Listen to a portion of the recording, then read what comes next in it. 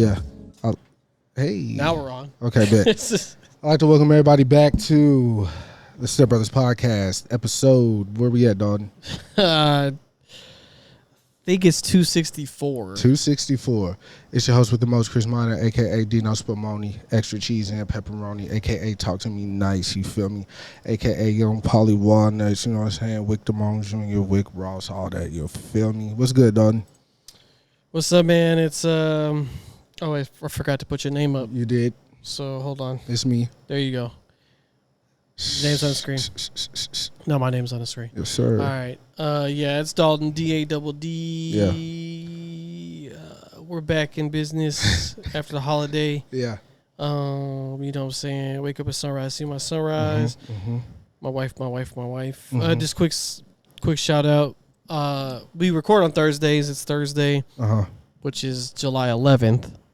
7-11 day. Yeah. Mm-hmm. Should have got a Slurpee. Yeah. But should have got slurped up. That's a different story for a different day. But tomorrow, July 12th, is my 4-year wedding anniversary. 4 years. So yeah.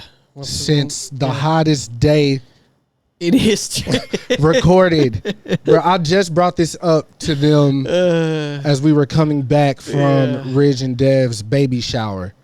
I can't remember why we brought it up, but I was like, bro, we're just talking about like weddings and shit. And then it's hot. It was you feel hot. me? Shelby was pregnant too, right? No, she wasn't pregnant. Oh, okay. But it was hot. All right. And if she was pregnant and Raiden is giving y'all trouble now, y'all deserve it because y'all had him baking unprovoked. Nah, he was not in there yet. Yeah. We were still in the Dallas loft at that time. Yeah. I really enjoyed that place y'all had out there. Man, I stayed the night out there once. Yeah. Can't remember. I do remember why. I think it was New Year. Was it New Year's? Me and Ridge? Maybe. Slept in too many beds with too many men. Yeah. It was a dope spot though. I missed that spot for sure. That spot was great. Yeah, it was nice. I do. So obviously, y'all, I went to Mississippi for the 4th of July family reunion, all that. We go get to that. But sometime this week, I just thought about our podcast in particular. And I was like, out of all the podcasts that I kind of pay attention to, listen to, we really do separate ourselves from all the other podcasts that are out there. Really? I believe so. You know, I study this shit. You know, I get surgical with this shit. You feel me? Okay. I think. Oh, shit. Hold on. Yeah. Keep talking. Oh, I think we're so relatable and like natural and pure. Your ass is just all in my face. It's crazy. Yeah, you don't see on camera. No, I don't, but shit, I see it right here. Because I think we're not really like, a lot of these podcasts that I watch or listen to, they're all like industry insider type shit. And they got all these connections and blah, blah, blah. Me and Dawn just doing this shit organically, bro. And I really fuck with that. Like, nobody can tell us what to do, what to say, when to record, when not to record. Like, it's just very organic, bro. I fuck with this shit. 1,000%. I just want to give us some love. And I know you saw my tweet. And I was like, a listener said that like we were made for this. It was it was my cousin. But you know, you got to add some spice to it. It was my cousin, but it was random. We were. It was unprovoked. Yeah, it was unprovoked. Me and my other cousin had took us out to brunch. Okay. Another broken egg is where we went. Yeah. Okay. And he pulled up. So we just, you know, we catching up. I ain't seen him since last summer, I think. He's living in Arkansas now. And he was like, hey, bro, I really fuck what y'all doing. I really fuck with what y'all. He talks very aggressive, but like it's all love. It is. I really fuck with what y'all doing, bro. Like, you know what I'm saying? The podcast, man. How about you say passionate? Yeah, he's passionate. Okay, yeah. There you go. I'm going to say aggressive because, like, bro, why I feel like you're upset, but you're he is passionate. You're giving us love. He was like, I fuck with what y'all doing, man. Seemed like even if y'all didn't go through it, y'all are like y'all can understand it and like speak about it Yeah. Even if you're not from it type shit. Mm-hmm. And I was like, yo, that's dope that, we kind of give that off. Because, that's, hell yeah. So shout out to my cousin for saying that, even though I said it was just a listener. I had to ask for spice on it, on the tweets. Anyways, I guess while we're on the subject of Mississippi and cousins and shit, like I said, we went out there on the 5th of July because my mom couldn't get off. She's an RN, so like they don't give them holidays off. Medical's 24/7. Yeah. She had to work like the whole week in order to get the weekend off. And as soon as she got off work, she hopped in the shower. We loaded up the RV and we dipped. And I must say, each time it gets better than the last when I go. I mean, that RV must be nice, like to have that. Yeah. But so I was in the back in the bedroom the whole time, there and back, and there's no air in there if the generator isn't on. Oh. Yeah. Oh, it's baked back there. Yeah. So baked. Down there we were good. Coming back, something happened with the generator, but luckily, well, not luckily, that storm passed through here, like Houston, Louisiana. No, Houston, the hurricane. Yeah. Smoked Houston, bro. We got rain. Devastation. The whole Louisiana. It just stopped raining until we got to Canton on the way back. Yeah, it was bad. But anyways, on the way back, it was cool because the temp dropped and it was raining, so I wasn't really tripping that much. I did come up out my shirt though because it was getting ridiculous. But the RV was cool. With that being said, about the generator thing, I kind of wish we just took a standard vehicle, so we wouldn't have to deal with that. But it was cool. There's pros and cons to no matter what. Oh yeah. But RV's always been my, that's always been since my, we went on tour thing. for sure. I was like, yo, I just want one for like, because it like any trip would be like that much easier. Like that. You could load everything you want to take in there. There's a bathroom. You can wash their hands, all type of shit. Don't really have to stop unless you're getting gas. Or more food. But yeah, I was saying, but if you pack right, you kind of on the way. Like I was saying though, every time I go, it gets better and better. Now, like the trip, the experience while I'm there. Okay. Like, me and Cook, which we had on the podcast. She talking about coming out here for the twins' birthday next month. Oh, we got to. That episode she came on was a sleeper. It was back when we were at your other apartment, but she came and told her story. But she only got more. You know what I'm saying? But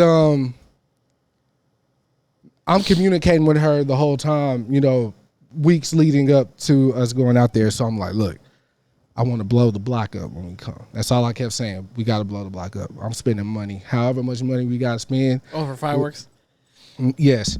So she was like, all right, I'm going to look into it, blah, blah, blah. So I think she hits me Wednesday. She was like, all right, I got a guy. You know what I'm saying? We go get like 2 big ass packs for like 3. So I said, say less. I sent 150. She said, I got the other 150. We good. Get there.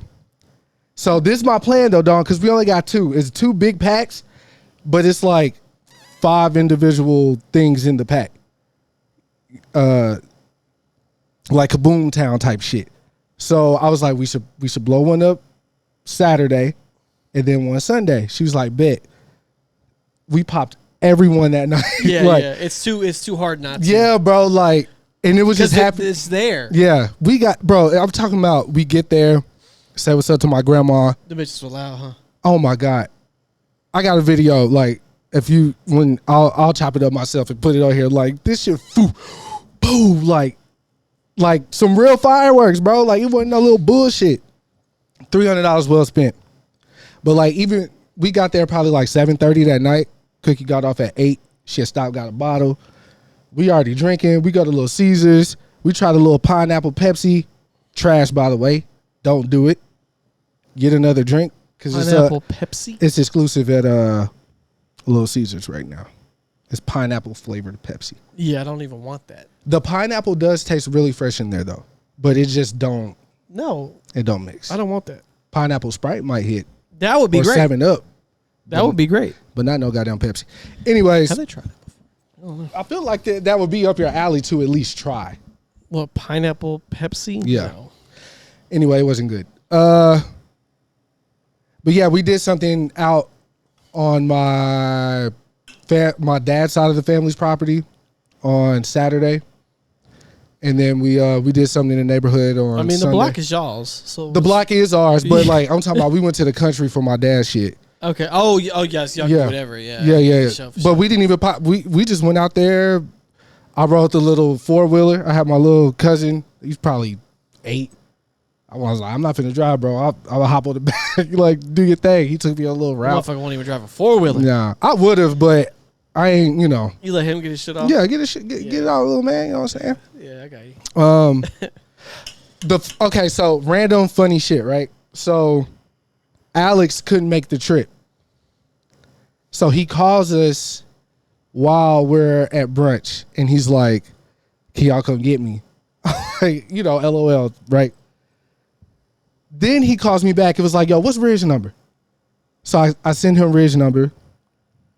Alex calls me back, and like, my plane lands at 3:50. Somebody need to be at the airport to pick me up. So I'm like, you're catching a flight for a day or two, bro? That's crazy, right? So he get here or there. My cousins, we all at Cookie House just chopping it up, everybody doing their thing. And then like my back is turned to everybody, and all I hear is, Alex got flued out, y'all. And then I thought about it. I was like, you got flued out, bro. Like, you over some pussy or whatever. But it was a good time, bro. Like, I'm just sitting here like playing back like each little moment or whatever. It was a really good time. I always feel rejuvenated when I go out there, come back. Random older cousin I probably only met like twice, who I met last time for my grandmother's birthday when I went.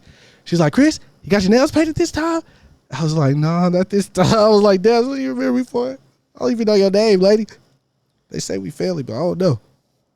But yeah, good time for sure. For sure. And if Cookie and them come out here next time, I'm definitely bringing her up here. Or next month, I'm definitely bringing her up here. 100%. Yeah, we went to Kaboom Town. Yeah. Where's that at? Addison. Oh, so it's yeah. like at the park. It's like it was a lot of people in that motherfucker. But yeah, it's like that bitch was long. Yeah. I thought them fireworks were them shits kept going. Y'all put the headphones on Raiden, or? Yeah, we did. Yeah. He was eating a fucking pickle. Yeah. Shout out to Raiden, bro. I fuck with pickles too, bro. He was tearing that shit up. He Yeah. was like, but yeah, he had a good time.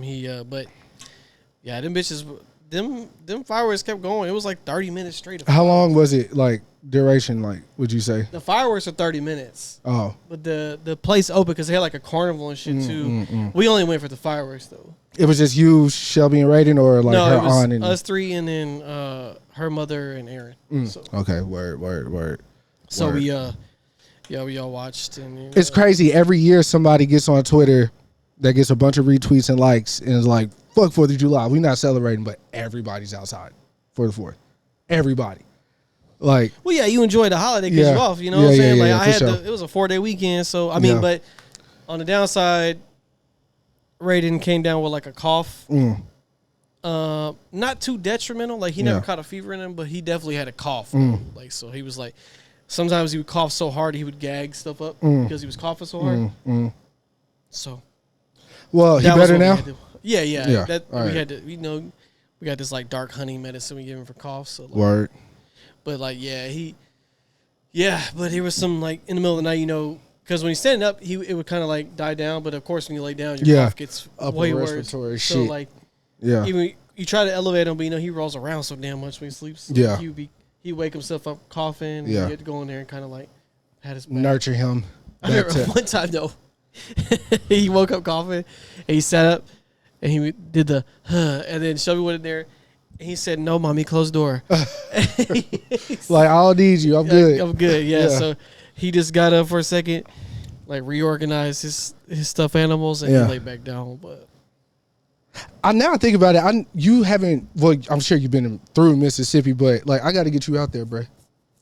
yeah, I ain't never been to like a family function. Yeah, they gonna love your white ass out there. They ain't never. But the problem is our shit always coincides. Yeah. Every time. Yeah. Like your birthday usually around something. But now they don't do the horse shows anymore, and that was October though. Wait, what happens in October?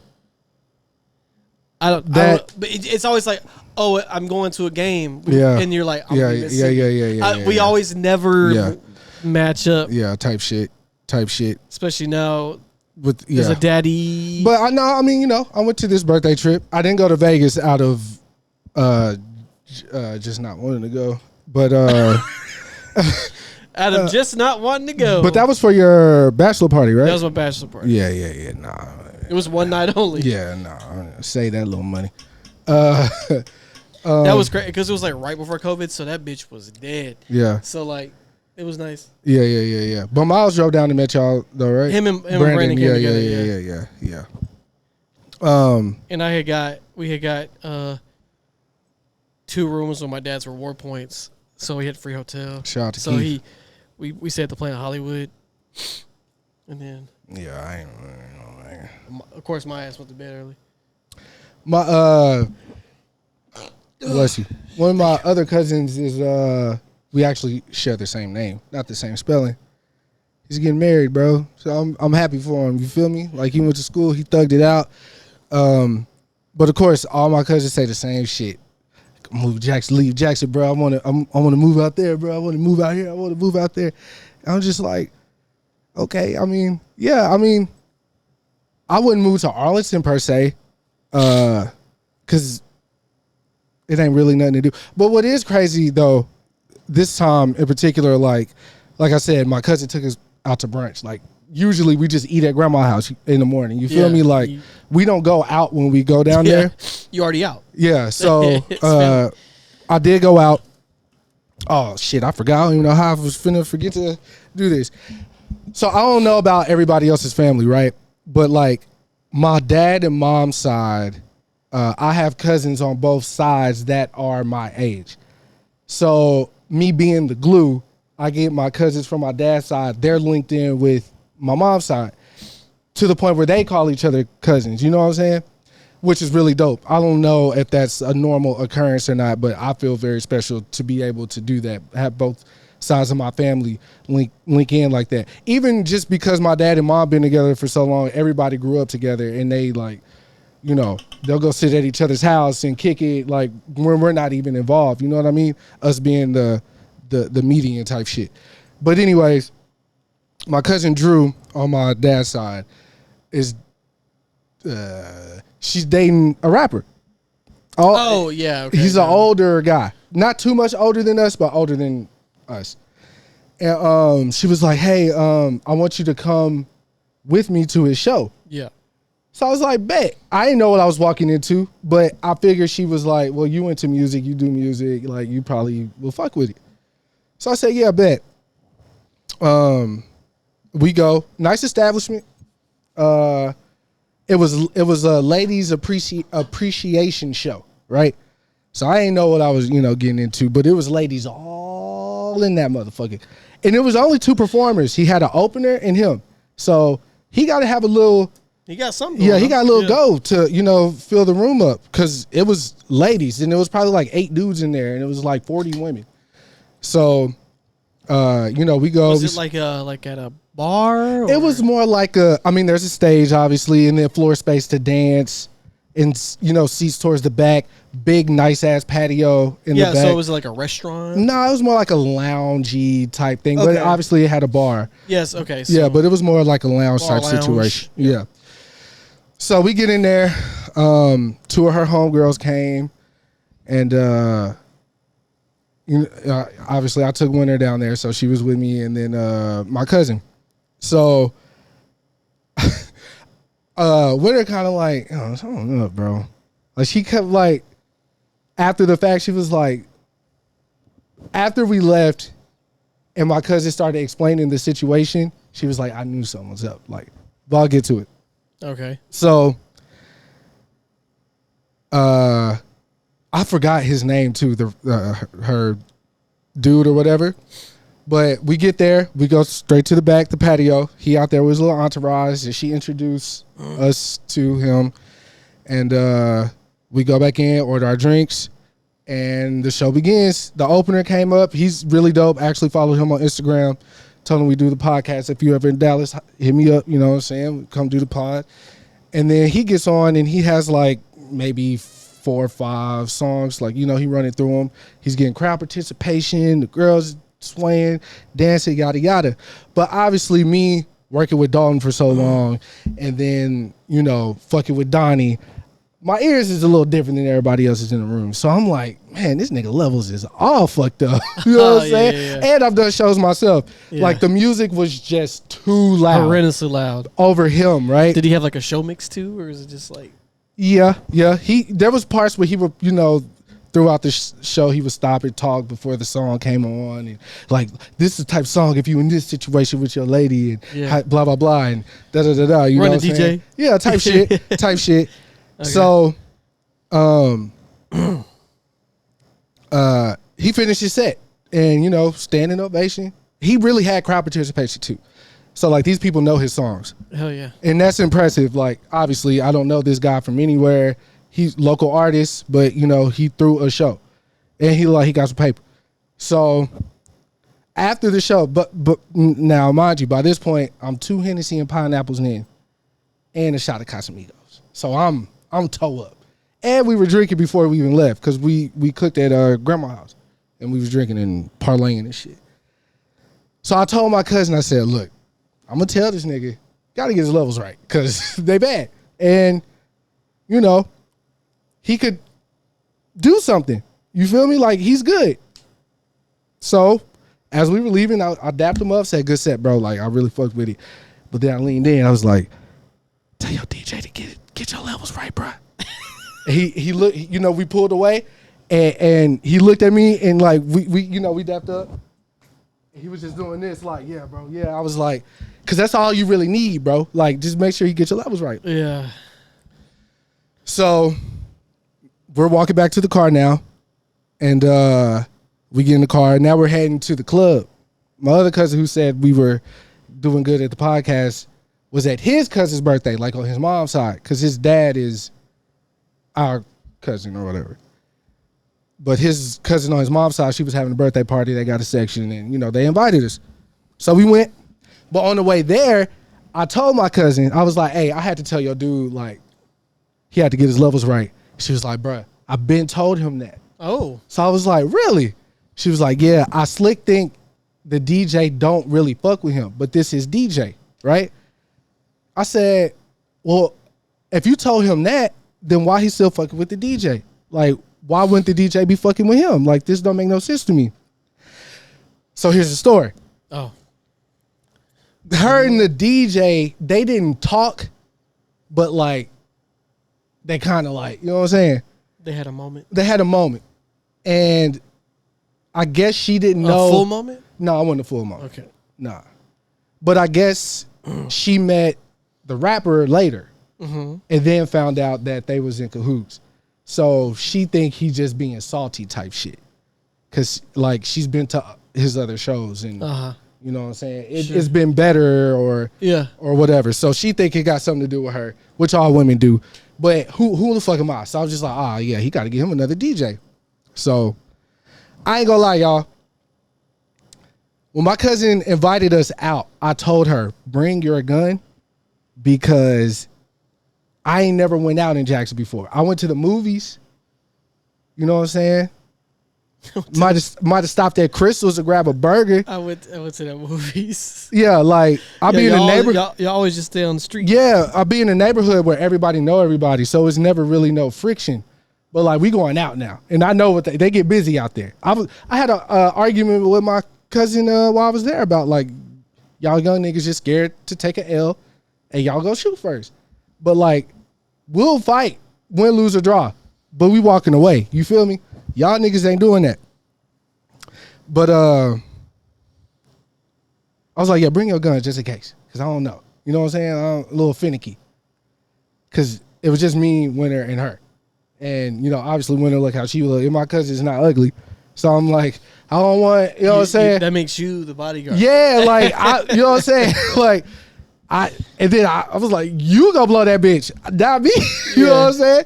So you're just gonna be like, I warned you. Yeah. Pop. Yeah, fire. You know what I'm saying? Press the button. Go. So we get in the section. Which is again why I don't go out. Both places we went to, women in free. Cool. I like that. Both places I went to, niggas is $40. $40? $40. No, I spent $80 just to go into two different buildings, bro. This is fucking ridiculous. I said, y'all niggas crazy, which is probably why at the show it was only like 8 niggas, because like, god damn, nigga. $40. 40. They got to make their money back somehow. $40. That's why they let women in free, because they know the dude's going to be. And look, I'm a smart person now, financially. I'll blow my money without thinking about it. But I send all my money to Winter, and I'll be like, you got it. If you feel like it's okay, then pay for it. If not, then don't, because I'm going to do it. Yeah. So she looked back when he said $40. She's your money Jiminy Cricket. Yeah. So she looked back, and I was just like, I mean, shit, we here. Like, go ahead. She's like, she gave her the card to pay for it. Anyways, we get to the section. I mean, to the club, and we found my cousin. He's in the section, bunch of women, a couple of his homies. And they dancing and shit? Type shit. We you know, introduce us to everybody. Everybody out there real friendly, bro. Like, there's obviously wherever you go, it's gonna be like standoffish people, but like me bringing you in, you good type shit. You know what I'm saying? Yeah, like it ain't gonna be no like standoffish when you introduce somebody. I wouldn't be worried about it. Yeah, I know you wouldn't. Shit, you a fish out of water, nigga. They're like, shit, a white. Which is crazy too, because like even growing up, I've said this before. Now I'm starting to see like Hispanic people and Asian people. I'm like, y'all know y'all in Jackson, right? Like, what the fuck y'all doing out here? Y'all niggas better run. Anyway, y'all better run. We get in the section again. By this time, I'm toe up from the floor up, bro. Like, I stood for as long as I could, and then I took a seat. Like everybody else standing up around me, I'm just a nigga in a spot. You was that lady at Popeye's meme. Yeah, type shit. I'm just out of it. Yeah. But a lot of bad women out there, man. It was bad, nigga. I was like, ugh, kind of bad. Even though I was fucked up, I wouldn't have been able to be on my A game, moving and shaking and grooving. Obviously, when there was there too, I wasn't finna just like talk to other women, but like they was out there, nigga. I was like, y'all got to bring me back. But I was like, yeah, y'all got to bring me back when I'm on one. But there wasn't no issues. Niggas wasn't holding up the wall. Like if they song was on, like they'll bust a little, you know what I'm saying? They getting active. So it was cool to like see people enjoying themselves and no danger and nobody fighting, and everybody had their jewelry on. Everybody looked good. You know what I'm saying? Jackson is an Air Force One city, so everybody had their bitches on. You feel me? I had my Air Force Ones on too, so I felt cool. But I also was wearing like a little Carlton sweater and some fucking sitting down Patagonian pants. So I was like, this is not the attire for this. Like where I'm at right now. But was the music good? Yeah, you know they play Webby, of course. No, I'm just saying, was the DJ doing a good job? Yeah, they were doing good from what I remember. Yeah, it was all right because you were. Bro, I don't even. Yeah. I was so fucked up. My mom was still up by the time we got home, but it was an early night. We probably got home like midnight, and mom up listening to her music loud. My grandma's still up. I don't even remember if I spoke. I just went in the room, lay down, and I was done. I ain't get back up. That next morning, when I say I was hurt, nigga. But yeah, great time. So yeah, I definitely want to return the favor when they come out here. Like I'm gonna have to plan out shit accordingly, take them places, make sure they get the same hospitality that I got, that they gave me, that they always do, just opening their home up and shit like that. Especially, I mean, Winter's been out there several times now, but even day one, it was like, go lay down, or like, you know what I'm saying, go eat, or, you know, just being homely and shit. So, yep, good times. But I have been keeping up with the news, obviously, in the arts and crafts world that we live in. Arts and crafts. Yeah, that's what it is. At the end of the day, you got guns and you got butter. Okay? Oh, okay. Yeah. All right. So, first things first, we got to talk about it. Nepotism. Bronny James. Oh, okay. Got drafted, 55th over or second round? Yeah, he was like way near the bottom. Yeah. Honestly, I didn't see too many people on Twitter against it, but analysts and shit were, obviously. But I know they got a job. Man, But shout out to Colin Cowherd, or whatever the fuck his name is, because he broke that shit all the way down. Well, I'm surprised he had a good take because he fucking sucks. Does he? Yes. I don't know, man. I kind of like his face do a weird thing, kind of like Jim Carrey and nah, he is straight hater the too. Grinch. Like he got something going on. I'm surprised he has a good take. Yeah, but he was basically like, for the people who's hating, like when you see a law firm, it's like Johnson and Sons and da da da da, and nobody bats an eyelash about you handing the business down to your son or daughter or whatever. Yeah. Why can't LeBron James do that for his son and da da da? It was a really great take. I mean the thought of it is nuts, right? Like the memes were funny as fuck though. Yeah, but like LeBron has been in the league so long, he's now his son's teammate. Yeah. Yeah. Like that's dope. Ain't never been done before. Yeah, that's fire. So like, it was like when Ken Griffey played with his dad, Yeah. right? So like, but I mean, Ken Griffey was that fucking guy. Yeah. Both of them. Yeah. So like, that was like just. But in baseball, you could go pro. Yeah. If you get selected, you can go pro. But like, just for that to be in like, I just hate the like because. Sonya at work was fucking pissed about it. Like it like really riled her up. Yeah. Like because she was like other people could have opportunity that are better than him, and I'm like, but how do you know they better than him? Yeah. Because like I was like, this man had a heart problem on the floor, bro. Like it's crazy he even playing basketball here right now. Shit. Like because they want to talk about his like 4-point average at USC. Yeah. But also, you got to think, there are braver people in the world, but I know that thought is in the back of his head when he's continuing to play, like, this shit could happen again. Maybe. I don't know what the condition was, but, like... He got to be... I know he has, like, a regimen he probably sticks to now. Yeah. But, like, yeah, I'm sure. But as a parent, like, you wouldn't do the same. Yeah. Like... I'm not saying LeBron was in there like, you better pick my son, but like... Well, there was... I can't confirm nor deny that this was true, but there was a couple of stories that went out that was like, Rich Paul was calling teams like, if you draft Bronny, we're going to go make him play out of country or some shit. Like, basically, he was calling teams like, don't draft him. Like, he's coming to the Lakers. Maybe. Sure. But like, at the end of the day, like... what did you expect? He wasn't the first round, but I knew he wasn't going to go in the first round. Now, I will say this about nepotism, though. Sonya's not completely wrong. I feel like I do see the argument where people's like, okay, there are better talented people suited for the job, but like, because of who you are and who your parents are, you get put in a position that you could have received, right? It's the same kind of argument we were having about rappers who have writers, right? Like, we gotta study the dictionary or whatever to form these bars, and then you use your name and fame and money to get the best of the best in the room with you to craft these songs and go number one, and we're barely getting 500 streams on Spotify or whatever, just trying to get it out the mud. So, which art is subjective, but where sports isn't, because at the end of the day, there is a winner. Yeah, but see, here's also the thing.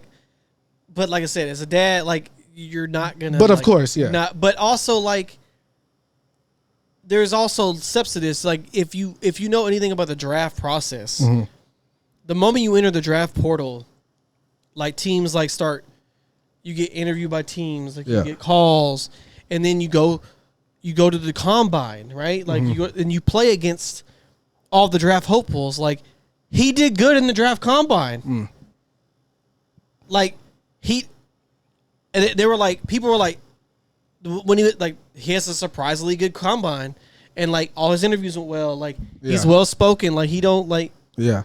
And then like, shouts to him in general, because like all that shit could be like like a lot of pressure. Like your dad is LeBron James. That's what I'm saying too. Like, and then people condition. are automatically talking shit, targeting you. Yeah. And then like you're just taking it in stride. Like, I mean, so, and then you know, you're a second round pick, and then like you got more attention than the first pick in the type draft. Shit. But even that is kind of like, yo, come on, man. But like I said about the Beavs, they were like, who's going to be the first player to be like, you only here because your daddy or whatever. And they said it was going to be Ant. I totally see that shit. Yeah. But I do wonder who's going to be the first player to like cook his grits. Like, he going to get cooked. Yeah. I want to know who going to do this. But see, here's the thing though. Like, it's going to be, it's the same for all players. All players get cooked. Oh, yeah. And then like, but see, also people, I don't know why people are looking at him as like an offensive player. Yeah. He's built as a defensive player. Yeah, that's what He clamps down. That's what he does. Like, so like, if you're expecting LeBron James numbers, then you're already putting an unfair expectation. Yeah.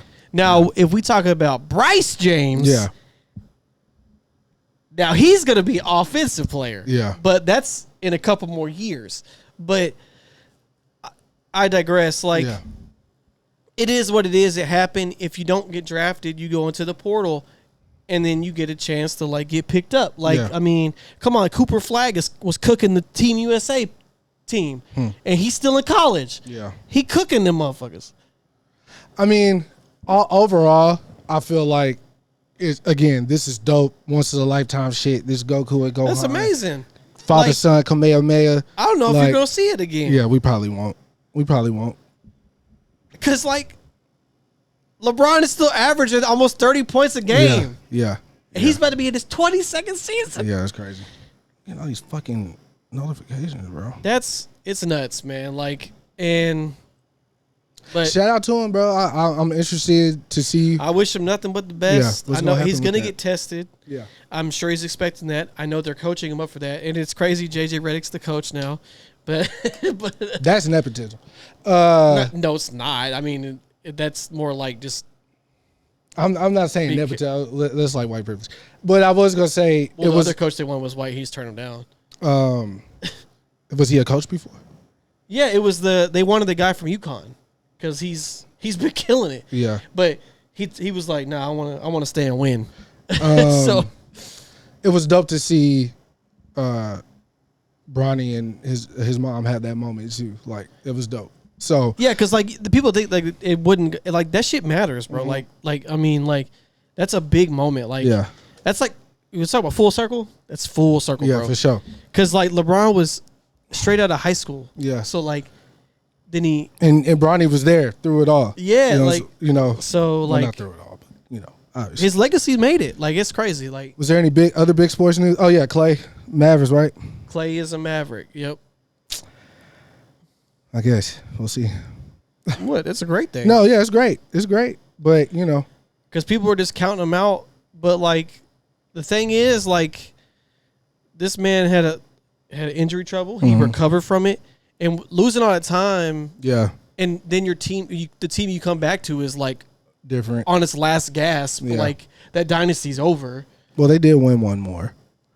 But I know he was there for that. What I'm saying, like, by the time he comes back in full mode, like, they're like not, they're like maybe trying to get in the play. like yeah. So like, and then like you're expected to be the second option, right? Yeah. Like, so that's a lot to come. Like, now he could literally be just a spot up shooter, and that'd be like an excellent role for him. Yeah. Because now he gonna get like crazy looks. Yeah. I mean, so because our problem, like I said, the Mavericks' problem was shooting. Yeah. And they got two other good players too. So like, I think they made some good moves. And like I told you, Paul George went to the 76ers. Yeah, that's crazy. I think it's dumb, but he got paid. That's what he wanted. So he got paid. There has to come a you time. You heard it here first. They're not winning shit. Yeah. But shouts to him for getting paid, though. There has to come a time when, like, winning comes before, like, the bag for real. Because I feel like... I mean, it really... Because look, there's two sides to it, right? Like, I get winning like as a competitive spirit, you do want to win. But if you're like one of them ones, yeah, like if you know you nice, you do want to get paid what you're worth. Like so, if the team like he explained the process, because he wanted. I mean, he's from LA, yeah. So I mean, I know he didn't want to lead a crib, yeah. but like, but he felt like they were shortballing him, and like they weren't trying to get. And he was like, okay, if you do that, I want a no trade clause, and they were like, we can't do that. So basically, like,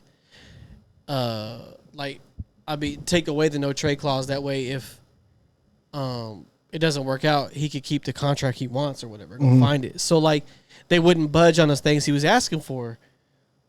I get it. So like, I ain't saying he had to stay with the Clippers, but yeah, but I mean, just a better situation for him to like. But if you're like, because I'm not saying the 76ers suck. Because you could be the most paid nigga and not done shit. Right. So it's like what that happens all the time in sports. Yeah, but it's like that happens all the time in sports. You know, I'm old enough to remember when Paul George was on Indiana and they were like saying he's one of them ones. He was. He took. And he had an injury. I know he had. Yeah, but he went to the Eastern Conference Finals. Yeah. So like, if you're one of them ones. Bro, a lot of players that are young today say Paul George is their favorite player. Yeah, for sure. Because he if you talking about just straight basketball, yeah, he nasty, bro. Yeah. Oh, hold on. Yeah. But I mean, so like you want your bread, man, like because like I get it, but because like I mean, this man has he has Olympic gold medals, so like yeah, I mean, but yeah, I mean. But NBA championships are hard, man. They like, are. So just like a Super Bowl's hard. Like so I'm just saying, bro. But before it's all said and done, we don't know who called him though. Right. Because maybe like teams that are like prime for like a championship run, they probably don't have the bread facilitated to hire. There's definitely factors. Like so if the 76ers offloaded, I mean, it doesn't mean it's going to automatically work. I mean, we saw Phoenix look loaded on paper, didn't do shit, didn't even make the playoffs. So like, I me as a fan, I would like to see again like the Kendrick and Drake shit, right? It's like, just, I mean, how much money do you have to have before now it's like, okay, let's get competitive, like because this. Well, you see, like, dog, if you grind in that hard, like 82 games, right? That's a lot of games. Because, I mean, you see it in rap, too. Like, how many artists that we really like, right? Like, yeah. Let's say Black Thought, for instance. You don't think Black Thought could have went to Southside or Metro Boomin and got one of them beats and just did one of them records to, like, get him one on the Billboard? That would have been interesting. As weird as it sounds, he could have did it. Yeah, that'd been interesting. It would have been interesting, but I'm saying they like, have a hit record. It's just old. Yeah, for sure. I'm just saying like I was just thinking about somebody who didn't get like he got Grammys and shit though.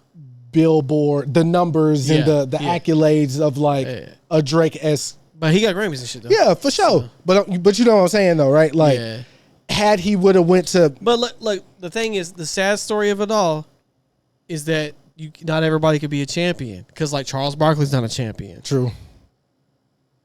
But he was one of them ones. But you can also see that he was competitive about it though. Like he wanted to beat Mike. He wanted to be but like Magic and Bird and yeah, but I don't think he would have been the Pistons and shit. I don't think he'd have been like, I'll take $50 million less. Yeah, probably maybe not. But that's what I'm saying. Like, but these niggas making more money now than what they were making. Oh, of course they get because and this nigga got a podcast, bro. Like, no, he got bread deals and all that time. I'm just saying, bro. Like, no, he got bread. Sometimes it's like, but you like that's the but now that's the thing is like, do I get paid what I'm worth? But it's not like he went to a shitty team though. Yeah. I'm just saying like they're not gonna get over the hump. Yeah, because there's too much there's too much shit to go through right now. But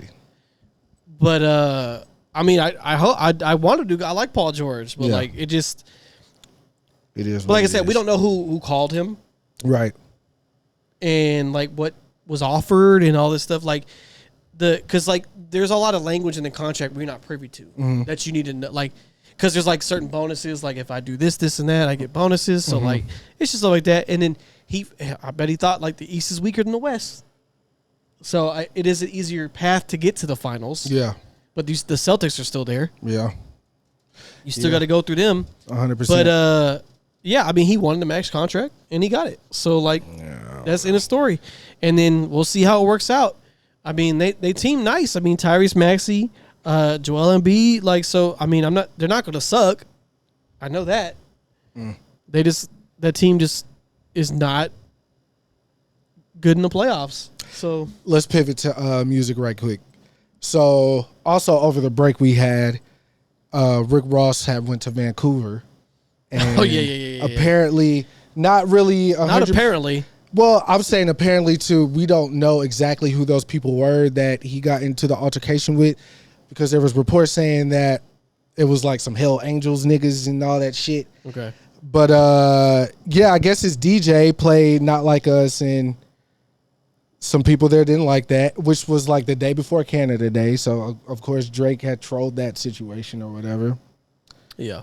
But then Kendrick Lamar, he dropped the Not Like Us video on the 4th of July. Because he wanted to add some fireworks. Yeah, come on, man. Let's wake it up. Let's wake it up. The video, him and Dave Free, since this PG Lane shit started, every video that I've seen has been like beautiful. Like it's fucking crazy. And it's never like a lot I mean, it's a lot going on, but it's not this like one had quite a bit going on. Yeah, but it's not like over compensating. Like it's not like a super grandiose shit happening in the video. Yeah, the spaces are pretty. Yeah, like it's a lot of open spaces. Yeah, like art. Yeah, like you could almost it's pause each frame and it's something to look at. It's I'm in a white cube type shit. I'm in a silver cube. So as people been doing since the beef started, you know, looking for Easter eggs and digging and doing all this shit. I just Deeper wanted to, meanings. yeah. I just wanted to enjoy the video, the moment. It was dope. Obviously, the dopest part to me. But you had to pause it because Brandon C. Jackson was there. Bro, I don't know why he was there. And then I guess a girl that was at the shoot was like, he bumped us out of the way to get his little 15 minutes and blah, blah, blah. She was LOLing, but still. I could totally see Brandon T. Jackson like, move, bitch. Cameras over you. That shit was so funny, bro. I was like, is that Brandon T. Jackson? Yeah, why is Brandon T. Jackson here? My favorite part of the video, obviously, was him and Whitney and the kids. Yeah. Very fire, black and white. I saw the theories rolling around. B walking and C walking. It was like the surveillance camera following them around in their home, like to give them an inside look of what they do. There's no drama, blah, blah, blah. Yeah, she smoked that shit, though. She did. She was bouncing. Obviously, the girl on the tightrope, that shit was fire. Like, that was a very dope visual. I like the battle scene where they battling in the little cube room. Yeah. It's like, get your lingo wood. Yeah. Yeah. Great video. Which spawned more of a conversation about Drake's angles every time he gets into it with someone. He always attacks the family. Like, he goes for the women and da-da-da-da-da. And happy families and all that shit. Again, attacking something that you don't see for yourself or that you have for yourself. Yeah. And it's kind of sad, bro, because, you know, the older you get, you had all your fun. You didn't been with all the women you could be with. You done bought all the cars, all the clothes, all the jewelry. You got the biggest house. It's like, what are you coming home to? Mm-hmm. Who you getting your thoughts off on at night and all this shit. You start to think about that. Then you turn around and look like, oh, ASAP and Rihanna, 2 kids. They're having fun. ASAP was just in the Fenty ads, and she's in his music videos, and she's at his fashion shows, and then Pusha T kind of keeps his wife like out of the mix. But you know, you see pictures of him and his wife and their child, and Pusha just got announced as like the head of LV or whatever, which is dope. Pharrell looking out for his day one niggas. Then you got Kendrick with his family, and like in each of these battles, he attacked like the family nucleus and shit. And what really kind of grinds my gears about Aubrey's Angels is that they can't see that that's fucking whack. Like, that's lame. Like, the music that Drake makes, sure enough, is for the Bachelor, 20, early 30-something guy, which honestly isn't, because Drake is rapping about shit that a lot of these niggas can't even afford to do for the women that they date. But I do get that he talks to a certain demographic of people. Like, we're young, we out here, we doing this. You could be the one, but I'm scared because I got hurt before, and da-da-da-da. People, honestly, that's not ready to, like, grow up, step up. And I had tweeted that the biggest issue that these Drake niggas is having is that they're losing their identity. Because you got to think, right? Like, if we found out Gordon Ramsay wasn't really shepping this shit up, and he was just going to, like, McDonald's to get it, and then, like, laying it out real nice to make it like he laid a spread and he prepared all his meals and da-da-da-da, and then the wool gets pulled over your eye. But he's your guy. Like, he taught me how to fillet a fish. Yeah, nigga. Everything about cooking I learned from him. Like, yeah. And to find out, like, you know what that is. Yeah, like, that's got to be a blow to you, too. Yeah. It's like us finding out Hov didn't write his raps. Like, wait, what the fuck?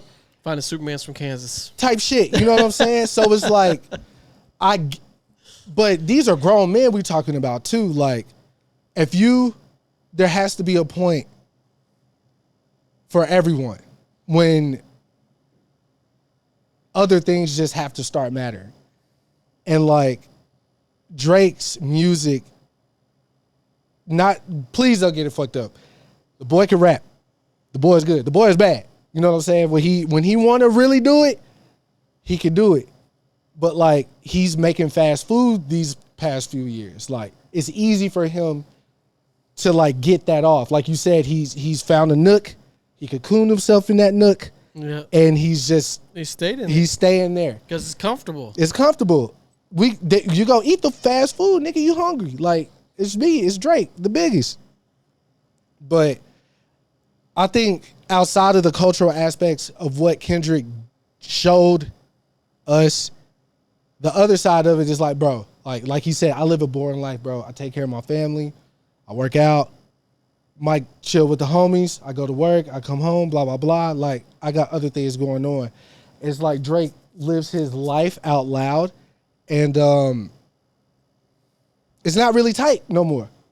Then another layer, which I'm not trying to, like, add on to him, is like, but the way the economy is set up right now, the shit that people have to do to aspire to be a Drake is, like, a lot. You know what I'm saying? So it's almost like, bro, I can't even relate to you anymore. Like, at a certain point, it was just like, I enjoy music, so I'm listening to you because you make good music. But now you're not even giving me that.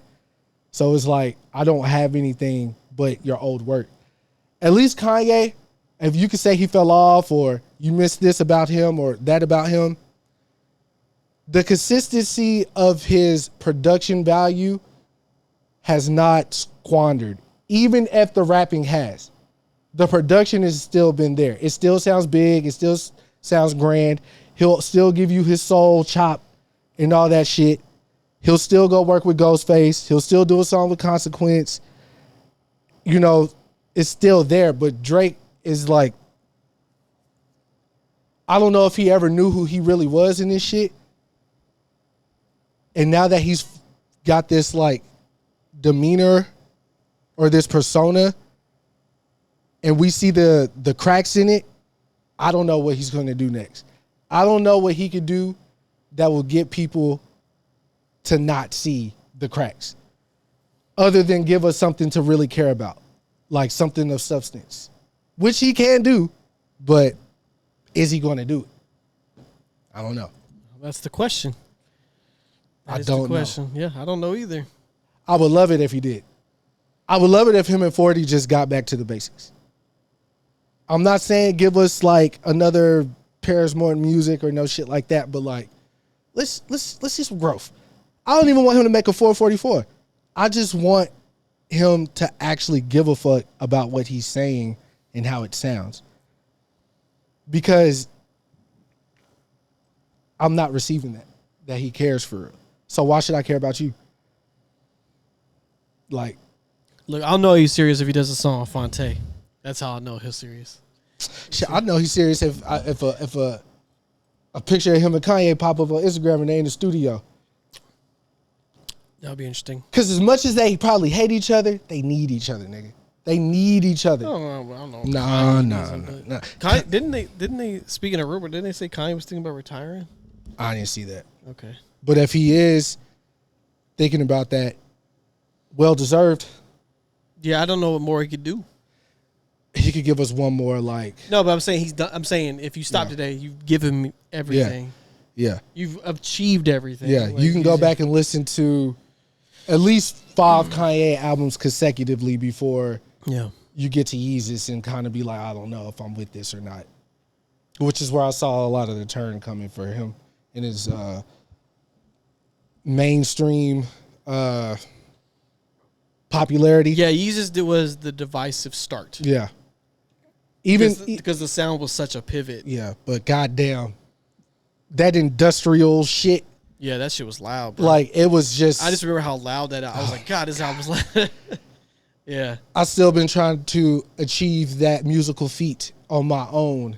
Like, when I go to Donnie, like when we were mixing a couple songs off of You Must Take Me for a Joke, I told him, bro, I want this shit loud like Yeezus.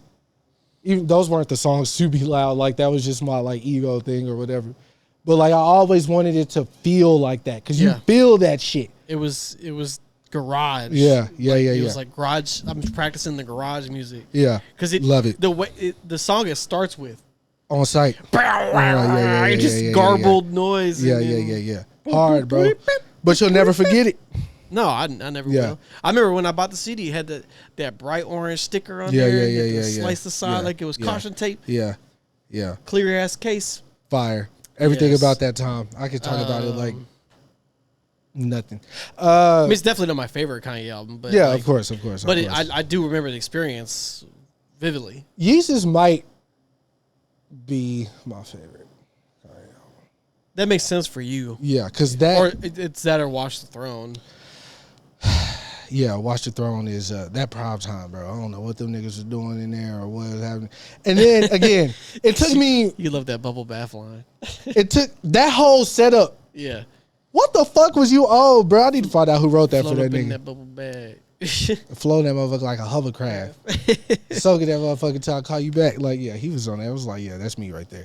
But speaking of writers, though, I don't know if you saw a video started circulating. You remember Kia Shine? He was like, I'm crispy. I'm so crispy. Yeah. So apparently, and it's crazy because I feel like I remember hearing about this 09, 10, 11, that he wrote the hook for Best I Ever Had. Like, it was on a different beat. And I guess he sent it to Drake's people and like kind of never got back to him type shit. And the next thing you know, it's out.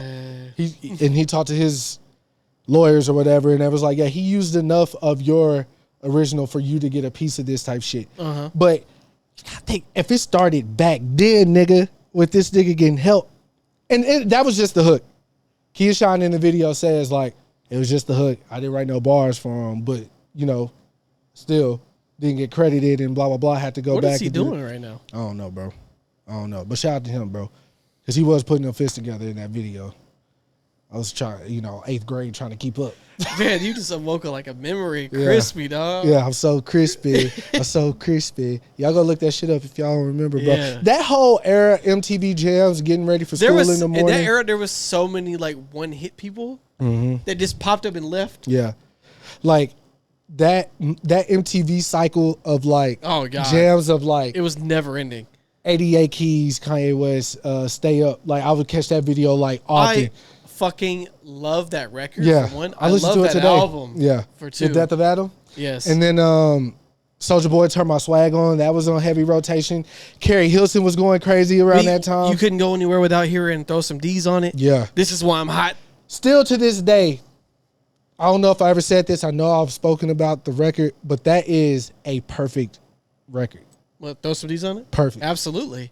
Perfect record. That to this day, like that whole setup is nuts. Yeah. I don't know what Polo was on. Yeah.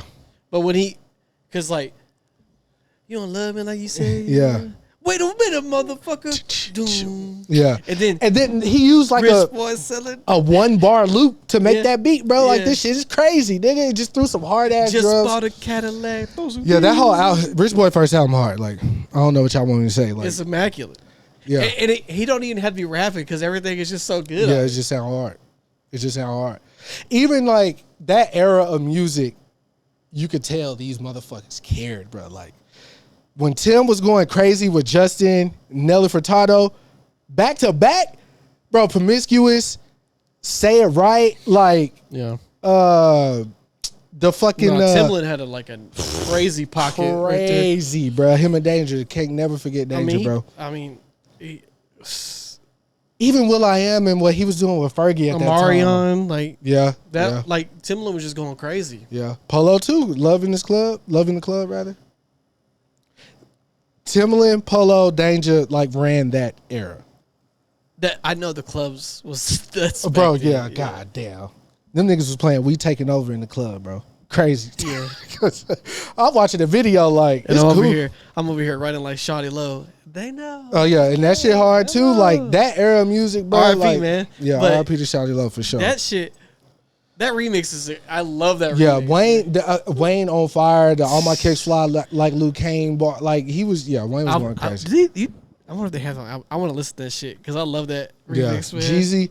Hey, not for nothing. Jeezy also smoked Top Back remix. Hell yeah. Dro too. I saw Dro was just another song that has a great setup. I like my beat. yeah, crazy. Who made that beat? Who made that beat? It's not Tune. No, I wasn't too. Manny Fresh. Yeah. He said it. Manny Fresh. And then Wayne went back and did That's that how shit. I like it. Yeah. Bobby. But I remember King is good, man. I missed the bus. I was living in Jackson. Had my little whatever music player or whatever. We gonna listen to some old songs on the way back, bro. I had to walk home because I missed the bus for school. I learned T.I.'s I like that whole song on that walk home. The Top Back. Yeah, because the original was crazy. Yeah. That third verse, he was like, No, T.I. was rapping. he's like, King, bro. Cause my pistol way in the truck, and my knife for a tuck. You think you ain't getting stuck? You got life fucked up. I was like, this nigga going crazy. I ain't gonna lie. There was a time, slightly there. I feel like the conversation, best rapper conversation. Oh, he was in there. Was between T.I. and Wayne. He was in there. 100%. He was in there. T.I. was going crazy, nigga. He was in there.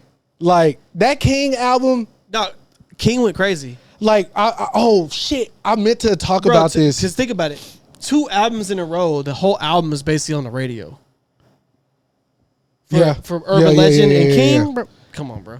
Damn, I know I screenshot it, bro, but I don't remember.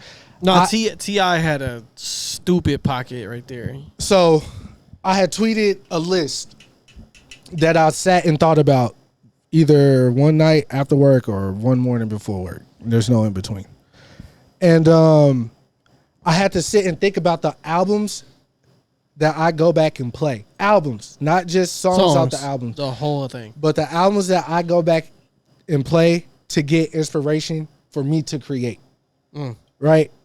Get you up. Yeah, like, okay, like something about this album takes me back to a place where now I could go make 3, 4, or 5 beats. All right. Write a rap. Let me look for this list. Because it kind of got a little, there was some discourse about it. Okay. It's no particular order. So I got Common, B. Yeah. Timeless. Tribe Called Quest. We got it from here. Oh, yeah. I really love that You album. really love that album, yeah. Obviously, Yay. My Beautiful Dark Twisted Fantasy. Late Registration, Ho 444, and Blueprint, T.I. King, Lil Wayne, Carter 3. That was the uproar when I put Carter 3. Oh, I do remember you put this.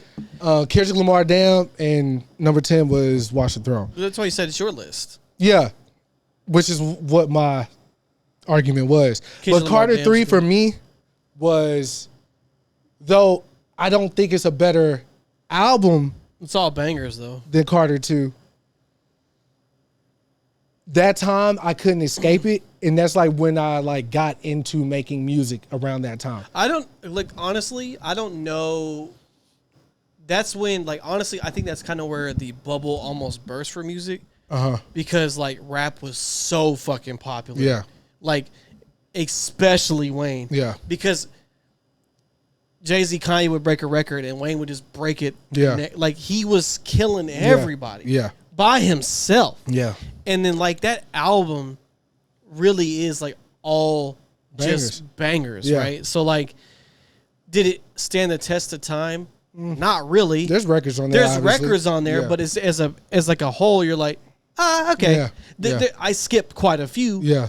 But that album is like that's like peak Wayne. Yeah. That's where His star rose the highest. because like the Carter 4, yes, did numbers. Yeah. But like I'm talking about you never had people excited. I maybe to this day have never seen someone excited about this because now you have to drop an album within 2 weeks. Mm-hmm.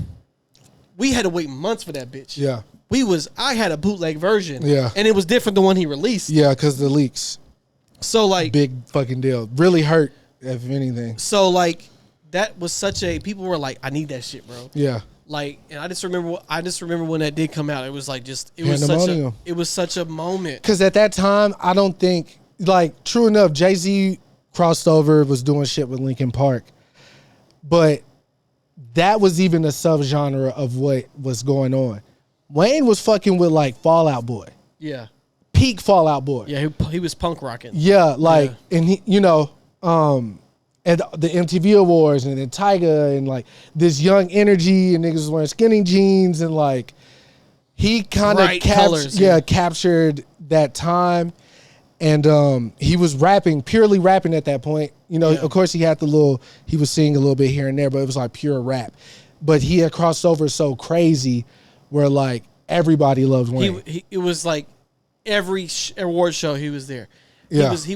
He performed every award show. He was winning everything. Wayne was so big that he started calling out Eminem like, I think he's scared to rap with me, bro. Like, today that might not sound like nothing. But when niggas was like, Wayne was in a stupid bag. Though. Niggas was rapping on like top 10 records back then. So it's like for Wayne to be like, I'm scared to rap with me, knowing if they get in those, like they play Forever in the Club. I fucking hate that beat, but I love, everybody rapped really well. Yes. That beat is so. And then even the song that they did together was like No Love or whatever. I was like, I mean, this is not what I expected when y'all got on the song together, but okay, whatever. They went for the commercial record, but which is also interesting that M keeps alluding to him having the best verse on Renegade. But he has never said he had the best verse on a song with Wayne. He's never played with that. Yeah. I think on one of these recent songs that he just released, he made mention to Renegade again. Like, everybody know what I did on Renegade. Like, but you ain't say that about Wayne, bro. I wonder why.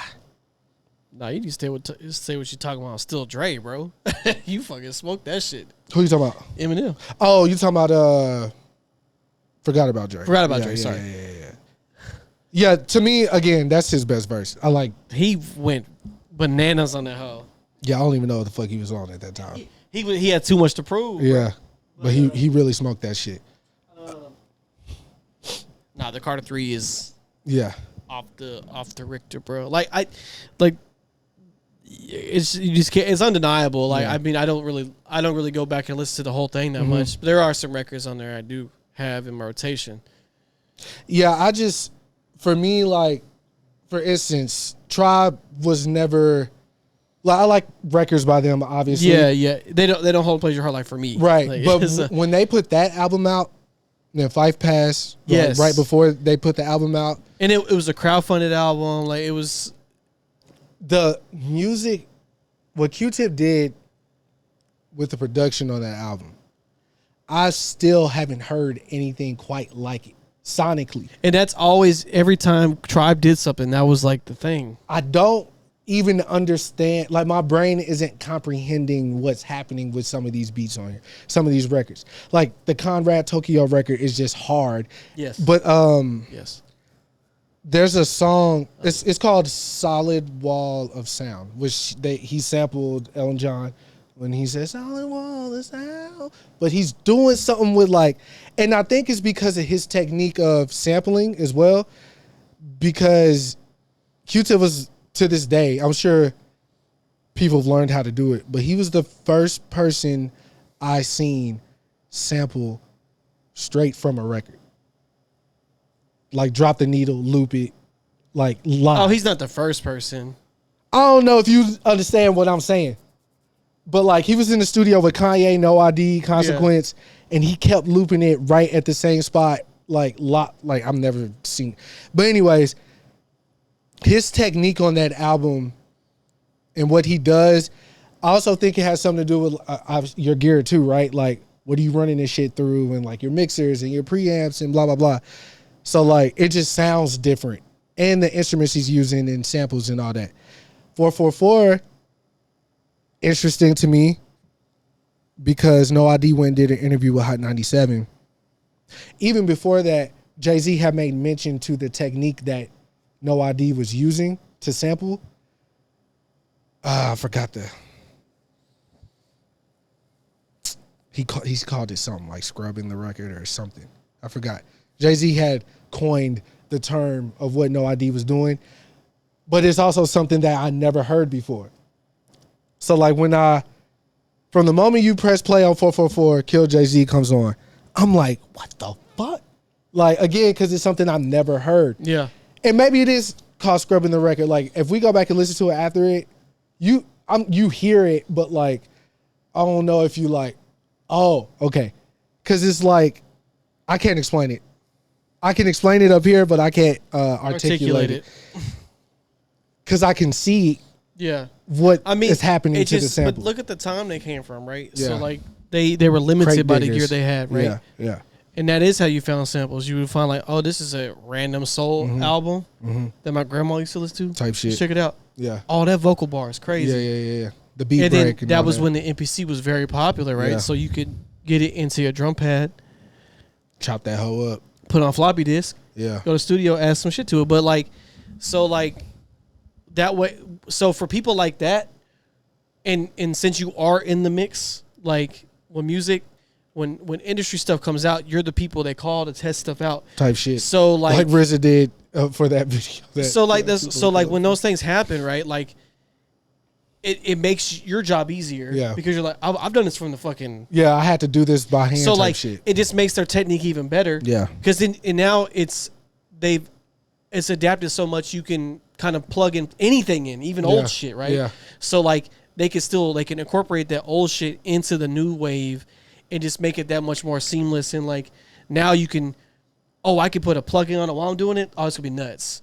FL has, well, you know, I've been FL since day one, but they've been so ahead of the game recently. Yeah.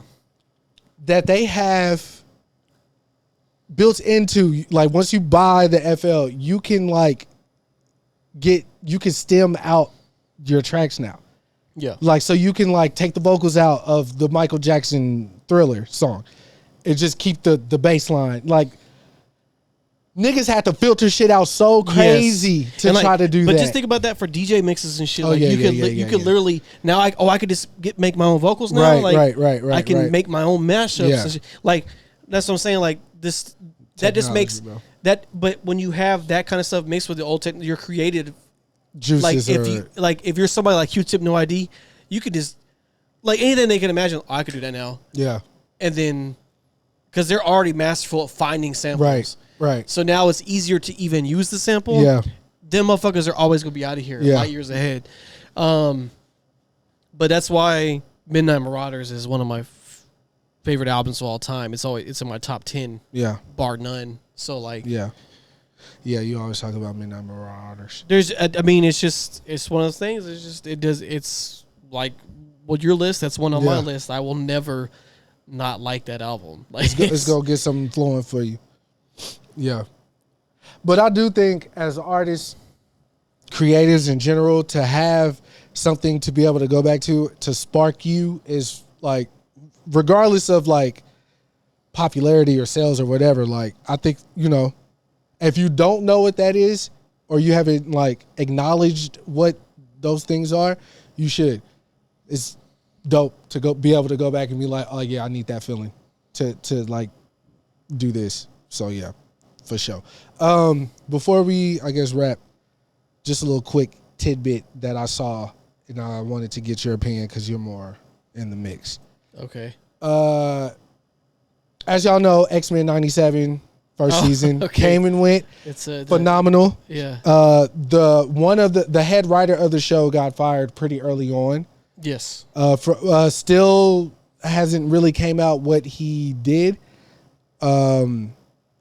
He had seemed to be in really good standing with everyone though. He doesn't seem bitter either. Yeah. He was live tweeting.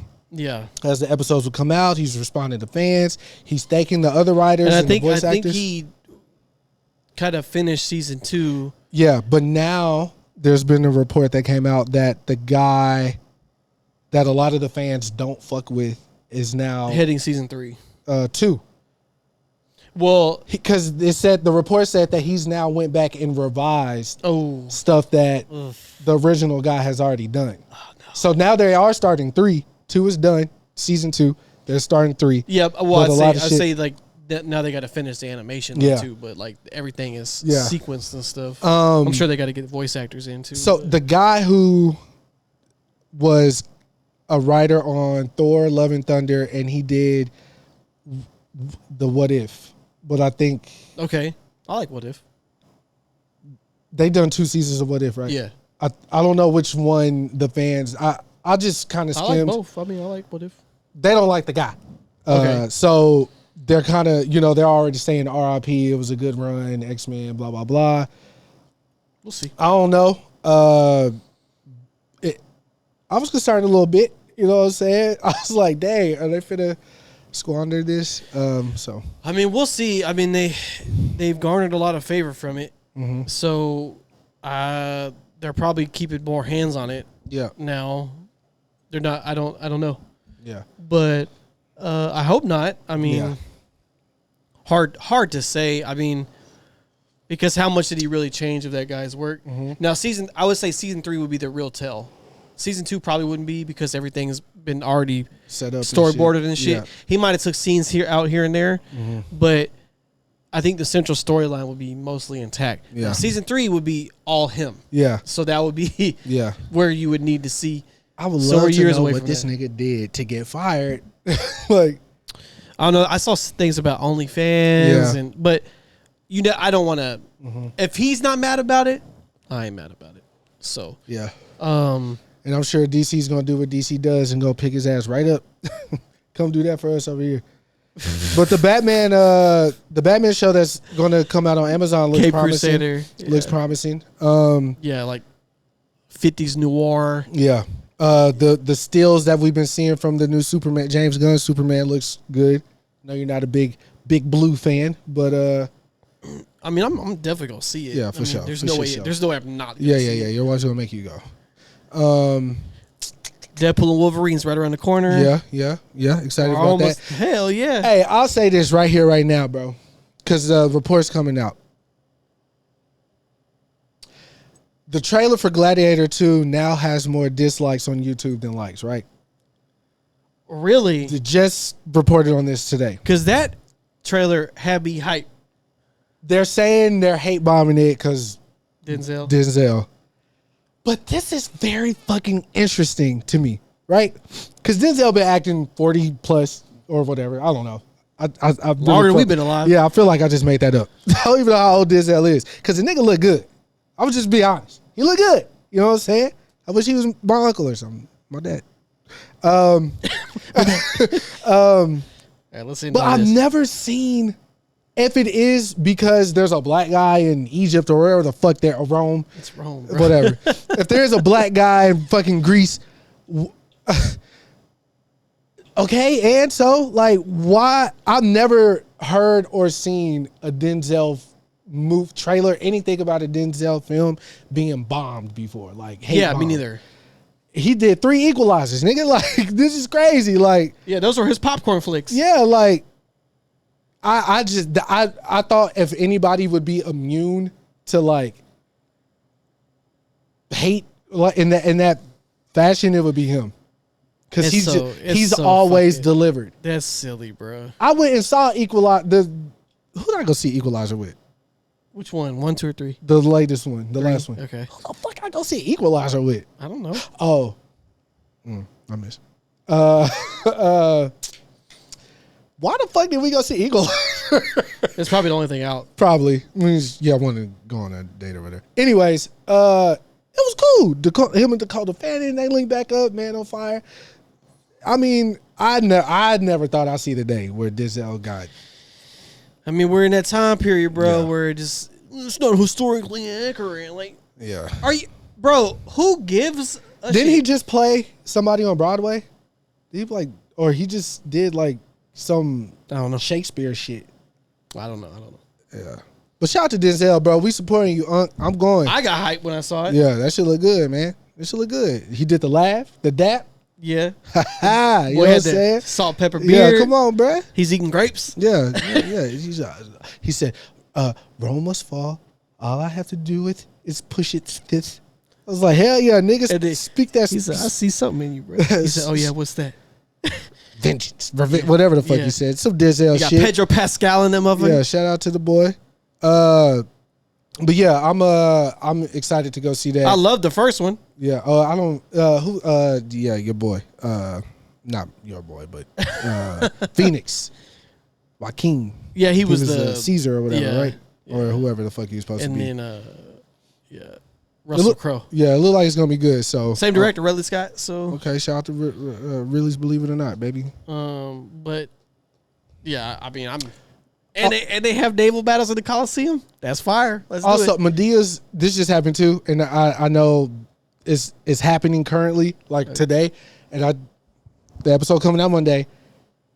If I was Jonathan Majors, and Medea's leading man, Michael Ealy or whatever the fuck his name is, did that to my wife, some furniture gonna have to be moved. Yeah, because he's consistent panty dropper. So like, yeah. Somebody said that Jonathan Majors, he was like, go get your old Coretta. I just seen all type of shit. They said Megan Good wasn't gonna get no Porsche today. All type of shit. They've been in the headlines a lot recently. Megan Good just did Shannon's show. Yeah, and then because he won an award, he won the Perseverance Award.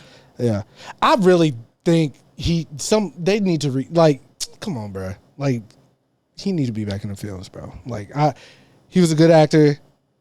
He should be getting roles. Like, that shit's over with. Let him get back in the movies. But I think it's dope. He knows how to remove himself, give her moment, Megan's moment, let her do her thing. He has to be on his best behavior, Kris. Yeah. But Michael, I would have. That hug was real picked her up, spent her around, did all this bullshit. I know he was. It's good to see you, girl. Everybody was posting the Drewski skit. You know, when you got a good girl, bruh, which has never happened to me in my life, will never happen to me in my life. Cause nigga. Yeah. Anyways, dog. We can end on that. Cause look, I could do that to niggas. Oh, don't do that. But can't no nigga do that to me, bro. Okay. Cause I'll slap niggas, bro. Yeah, that's just the ultimate disrespect. Yeah. Nigga, you what Michael B. Jordan ass in Creed? You mean to tell me you can't take the gardener from Medea goes to the moon, nigga? Like, what are we doing, bro? I would have dropped that nigga, bro. Oh God, like right there to there. It was just black on black violence, nigga. That's what I'm saying, bro. Nigga, what's it like to see somebody live your life for 15 years? I would have took out the whammy, and I wouldn't have shot him. But I would have. He should have did the. Well, nigga, you. I'm gonna see you. He thought about it. Yeah, nigga. But he was like, I can't do nothing right now. Yeah, I would have beat the brakes out that nigga. You saw what happened to you in Takers, nigga. Don't get took. You feel me? But yeah, it's a catch up episode, man. You know what I'm saying? Catch up mustard. We here. We'll be back next week, I think. Hopefully. Lord willing. We'll see. Hey, thank God for what you got today. Don't worry about what you ain't got. I was gonna say something, but it fell. So I'm gonna just leave it right there. Don't even try to do too much. And before I go, once again, happy anniversary. Happy anniversary. It's my anniversary. I'm definitely. I'm at midnight. I'm having scheduled Do to go. you know what? I'm playing in a full volume while she's It's asleep. our anniversary. Shout out to Tony Tone, man. That's their name, right? Yeah, Tony. Yeah, Tony Tone, bro. No, Tony. You heard what I said, nigga. Rafael Sadiq. Oh, and look, shout out to Yachty and Mitch Going Mad's podcast, because the episode they did last night is fucking great. If you get time and you just want to throw something on, throw on that pod they did with Sweetie. Okay. It wasn't so much Yachty. Mitch, Oh yeah. he was going crazy, nigga. Like, I was like, Rare yo, form. Potter of the Year. Rare form on that one. Potter of the Year, bro. Okay. Off that episode alone. I'll check it out. Niggas don't really like talk to celebrities on Twitter and shit, or people with fame. I had to tweet that, and I was like, hey, bro, you did your thing on this fucking podcast, bro. I was laughing, bro. Like laughing. Out loud. Cause bro, you just gotta watch it. You see what he was doing. Okay. Yeah, it was good. I got you. It was definitely good. Well, we out here. Yes, sir. And Sweetie, not for nothing, y'all may not like her music. Excellent speaker. Very intuitive, very smart woman. Obviously, she look good. You may not gotta like her music, but she know how to talk. And I like that. Like, that made her... I never really looked at Sweetie like, damn, she fine. But, like, hearing her intellect added to it. Like, she's very... Yeah, I like that. Keep doing your thing. For sure. When you and YG break out, holler at me. There you go. I was waiting for the punchline. Yeah. There it is. All right, well, we'll see you next week. Yeah. Do.